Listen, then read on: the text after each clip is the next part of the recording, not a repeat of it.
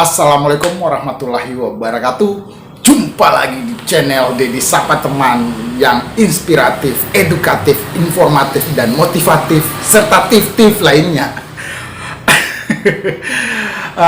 Bahagia kita bisa ketemu lagi di suasana yang sudah agak malam, suasananya sudah gelap. Kita akan menginformasikan mungkin di antara teman-teman sekalian yang belum pada tahu berapa jatah atau kuota negara Asia untuk bisa ikut ke Piala Dunia yang akan dilangsungkan di 3 negara, Amerika, Meksiko, dan Kanada. Jadi teman-teman sudah pada tahu berapa jumlah negara yang akan berpartisipasi dari benua Asia? Jawabannya adalah di channel Dedi Sapa Teman kali ini.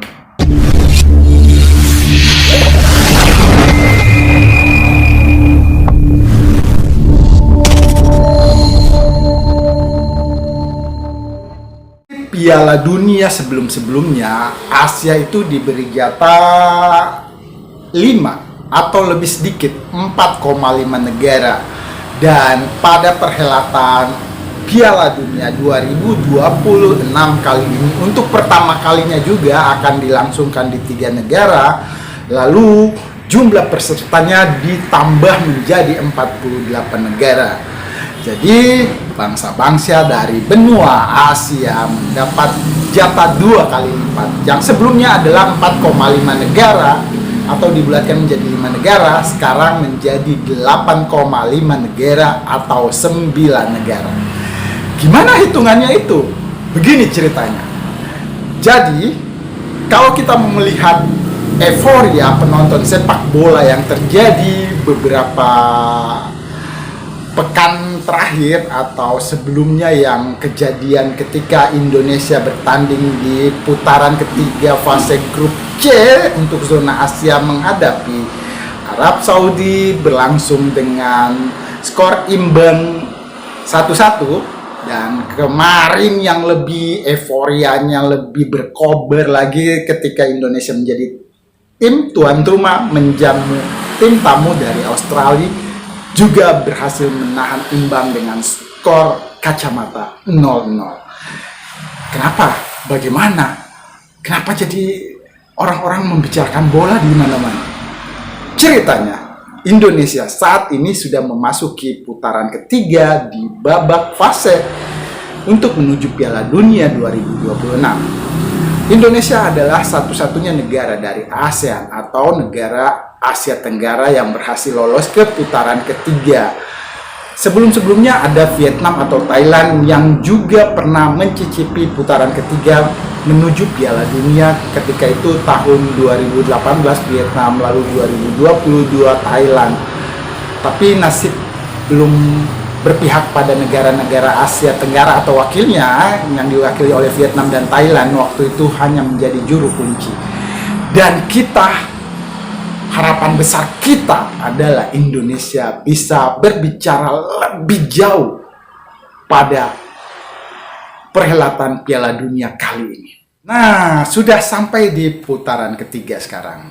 Putaran ketiga ini dibagi 3 grup A, B, C, dan dihuni 6 negara masing-masing grupnya. Kita tidak melihat Korea Selatan di sini, tapi ada di grup lainnya seperti Irak, ada negara Qatar juga, ada negara-negara kuat sepak bola lainnya dari Asia Selatan, ada Asia Timur juga, ada seperti Korea Utara, ada juga, lalu juga Kuwait ada. Tapi di grup A dan grup B, Indonesia berposisi di grup C berhadapan dengan negara-negara kuat sepak bola yang sudah malang melintang dan pengalaman di Piala Dunia. Jepang, Arab Saudi, Australia, Bahrain, bahkan Cina sudah pernah ke Piala Dunia. Dan harapan kita, harapan kita besar. Indonesia bisa lolos ke Piala Dunia. Nah, hitungan tadi berapa jatah negara Asia untuk bisa tampil di Piala Dunia? 8,5 atau dibulatkan menjadi 9. Hitungannya seperti ini. Di grup C yang dihuni 6 negara, Jepang, Arab Saudi, Bahrain, Australia, Cina, dan Indonesia, nantinya akan bertanding sebanyak 5 kali. Jadi masing-masing negara akan berhadapan baik menjadi tim tuan rumah ataupun nanti bertandang. Jadi peluangnya adalah 2 kali 5 ketika menjadi tim tamu dan tim tuan rumah. Jadi 5 pertandingan menjadi tim tuan rumah dan 5 pertandingan menjamu tamunya. Nah, peluang di fase putaran ketiga ini adalah 2 negara yang teratas mengumpulkan poin terbanyak. Jadi masing-masing grup diwakili dari grup A, B, dan C, 2 negara juara grup dan runner up-nya. Nah, kalau menurut Sintayong, yang realistis itu Indonesia berada di posisi 3 atau 4. Itu pemikiran yang betul-betul bijak ya. Maksudnya kalau dilihat kemampuan sekarang. Tapi apa salahnya kalau kita mengimpi-impikan atau mengharapkan lebih Indonesia bisa menjadi runner up dan otomatis akan menuju Piala Dunia. Yang harapan kita besarnya itu Indonesia menjadi runner up, bukan juara grup, tapi menjadi runner up, bisa lolos ke Piala Dunia. Nah, dari ketiga grup tadi A, B, C, diambillah juara dan runner up-nya. Jadi sudah 6 negara kan gitu. A, B, C, juara grup dan runner up. Sementara posisi ketiga dan keempat akan diadu kembali pada putaran keempat. Putaran keempat ini ada 6 negara dibagi menjadi 2 grup masing-masing, 3 negara. 3 negara ini akan bertanding di tempat netral. Jadi tidak menyelenggarakan pertandingan seperti di putaran ketiga home away, tapi 1 kali pertandingan di tempat yang netral. Nah, dari 2 grup yang dibagi dari peringkat 3 dan 4 tadi 6 negara, dibuat 2 grup dihuni oleh masing-masing 3 negara. Juara grupnya nanti akan diambil menjadi wakil Asia lainnya mendampingi negara-negara yang sudah otomatis lolos dari fase grup putaran ketiga. Sudah didapatkan 6 negara plus 2 negara menjadi 8 negara. Sementara jatah negara-negara Asia untuk bisa tampil di Piala Dunia adalah 8,5. Nah, 0,5 atau nanti dibulatkan menjadi 1 ketika salah satu negara yang berpenampilan terbaik atau mengumpulkan poin terbanyak dari putaran keempat tadi akan diadu dengan zona konfederasi dan zona dari benua lainnya, baik benua dari Afrika atau Amerika nanti. Setelahnya akan didapatkan negara yang juga akan mendampingi benuanya. Jadi kalau bangsa Asia di putaran kelima, istilahnya untuk putaran kelima yang playoff, negara atau peserta yang memenangi playoff ikut mendampingi bangsa-bangsa Asia. Itu dia. Jadi peluang negara Indonesia masih berpeluang sebenarnya kalau di fase putaran keempat. Tapi harapan besar kita adalah Indonesia lolos otomatis yang menjadi runner up. Apakah itu tidak terlalu muluk-muluk? Tentu saja tidak. Masih menyisakan 8 pertandingan. Sementara itu, berapa poin yang akan didapatkan jika menjadi juara grup atau runner up? Kalau hitung-hitungan realistis, Coach Sintayong, Indonesia itu bisa mendapatkan poin 15, 16, atau paling buruk minimal 14 poin. Itu posisi 3 atau 4. Lalu, kalau setiap negara di masing-masing grup bisa memenangkan pertandingan akan mendapatkan 30 poin. Karena 10 kali pertandingan. Sementara runner up-nya bila saja hitung-hitungannya, jadi kita hitung-hitung saja. Bila saja Indonesia memenangi lebih dari 4 kali, katakanlah 5 kali, poinnya sudah menjadi 15. Sementara yang kita sudah kredit, yang sudah kita kumpulkan sampai saat ini, ketika melakoni 2 pertandingan, kita masih mengumpulkan 2 poin. Jadi untuk poin runner up itu sangat sulit.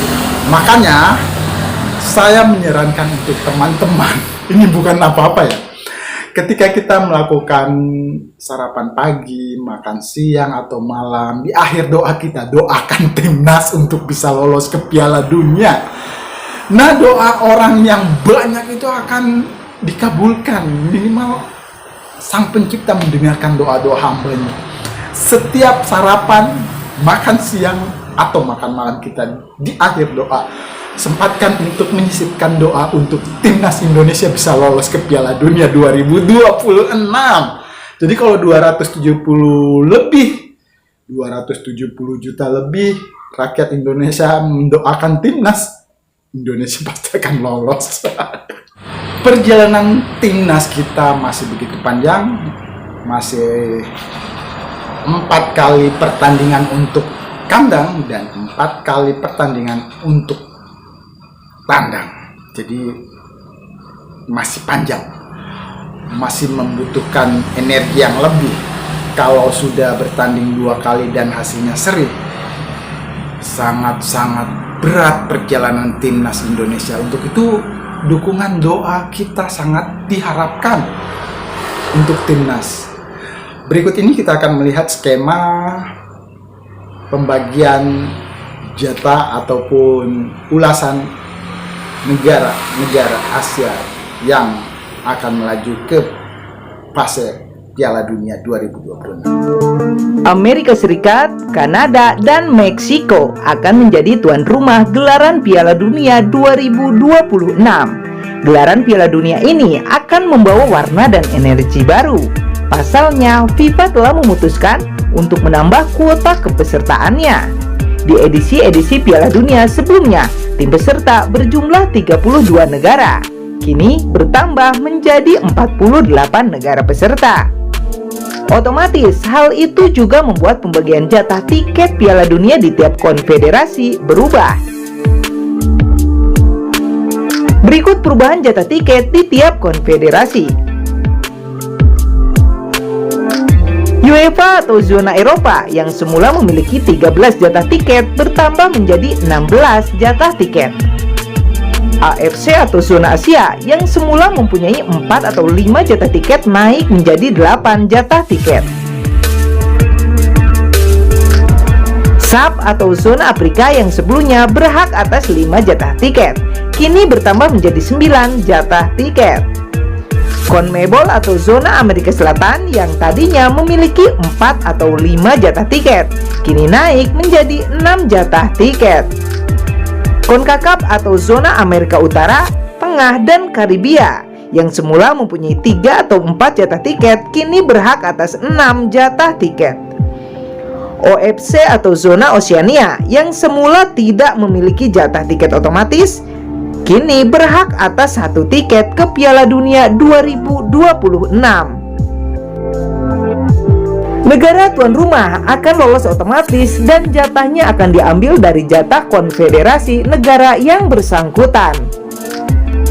Sementara 2 tiket tersisa akan diperebutkan oleh 6 tim antar zona konfederasi kecuali UEFA. Berikut sistem pembagian grup dan pertandingan yang berlaku di Piala Dunia 2026. 48 negara peserta akan dibagi menjadi 16 grup. Tiap grup akan berisi 3 negara peserta. Pertandingan akan digelar dengan sistem home turnamen setengah kompetisi, di mana tiap negara peserta tiap grup akan saling bertemu 1 kali. Juara grup akan lolos ke babak 32 besar. Babak 32 besar sampai final akan tetap menggunakan format yang sama seperti Piala Dunia edisi sebelumnya. Aturan FIFA tentang penambahan kuota kepesertaan Piala Dunia 2026 disambut baik oleh banyak tim nasional di dunia. Negara-negara yang merindukan bisa tampil di ajang paling prestisius di muka bumi ini macam Indonesia dan negara-negara berkembang lainnya dengan ekspektasi besar di sepak bola. Sudah lama publik sepak bola Indonesia menginginkan timnasnya berlaga di gelaran Piala Dunia. Tapi sebelum itu, Sintayong harus bisa membuktikan kepantasan anak asuhnya Mentas dengan lolos di kualifikasi Piala Asia dan masuk babak 8 besar atau babak perdelapan final Piala Asia 2023. Jika skuad Garuda bisa melakukannya, 1 tiket dari total 8 jatah tiket benua Asia optimis bisa diraih. Beruntung kita sudah memiliki skuad yang bisa diandalkan. Jadi masing-masing posisi sudah bisa memperlihatkan dan menunjukkan bagaimana kemampuan dan platformnya di lapangan, ya seperti pemain belakang, gelandang bertahan, dan tentu saja Martin Paes yang bisa menjadi pahlawan di bawah Mister Gawang. Ya kalau mengandalkan Martin Paes, ya kita sudah bisa melihat. Tapi bagaimana menciptakan striker yang bisa menusuk langsung ke jantung pertahanan tim lawan. Terima kasih sudah menyimak channel Denny Sapa Teman. Assalamualaikum. Terus dukung, doakan Timnas Indonesia.